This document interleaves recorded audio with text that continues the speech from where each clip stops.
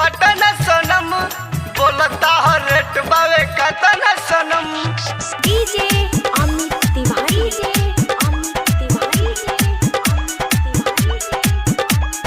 पटन सनम बोलता हो रेट बावे कतन सनम।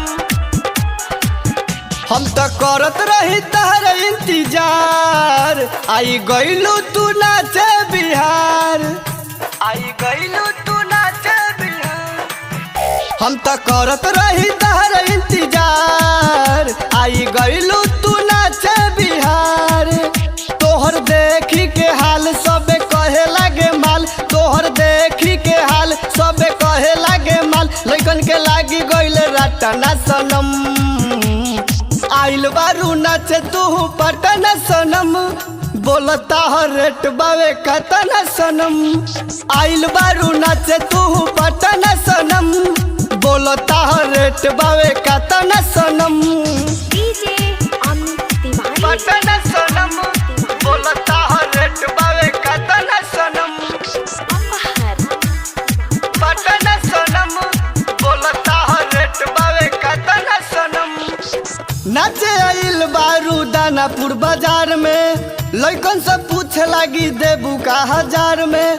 दियर के लइकन के दोना तू ऑफर, नाचे आइल बारू नए बिहार में, नए बिहार में, नए बिहार में। नाचे तू आइल बारू दानापुर बाजार में, लइकन से पूछे लागी देबू का हजार में। पनापुर के लइकन के दोना तू ऑफर, नाचे आइल बारू नए बिहार में, नए बिहार में। रानी आओ हमारा पास कुछ बात बावे खास, रानी आओ हमारा पास कुछ बात बावे खास। धन कोटी चाहे जाता ना सनम, आइल बारू नाचे तू पटन सनम बोलता हो रेट बावे कतन सनम। आइल बारू नाचे तू पटन सनम बोलता हो रेट बावे कतन सनम। डीजे अमित तिवारी पटन सनम बोलता हो रेट बावे कतन सनम।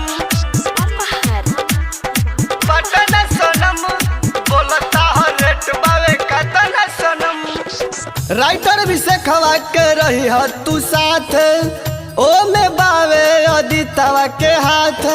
सूरज के रानी तू बतिया न मनिहा, जहन मनीष महात्मा के साथ, जहन मनीष महात्मा के साथ। राइटर भी से खवा के रही हो तू साथ, ओ में बावे अदितवा के हाथ। सूरज के रानी तू बतिया न मनिहा, जहन तू सुजितवा के साथ, कहे सोनू स्वर्गम तू भागे चल हम तू, कहे सोनू स्वर्गम तू भागे चल हम तू। अरविंद कई दी है घटना सनम, आइल बारू नाचे तू पटन सनम बोलता हो रेट बावे कतन सनम। आइल बारू नाचे तू पटन सनम बोलता हो रेट बावे कतन सनम। हम तो करत रही तहर इंतजार, आई गइलू तू नाचे बिहार। तोहर देखी के हाल सबे कहे लागे माल, तोहर देखी के हाल सबे कहे लागे माल। लइकन के लागी गइले रटना सनम, आइल बारू नाचे तू पटन सनम बोलता हो रेट बावे कतन सनम।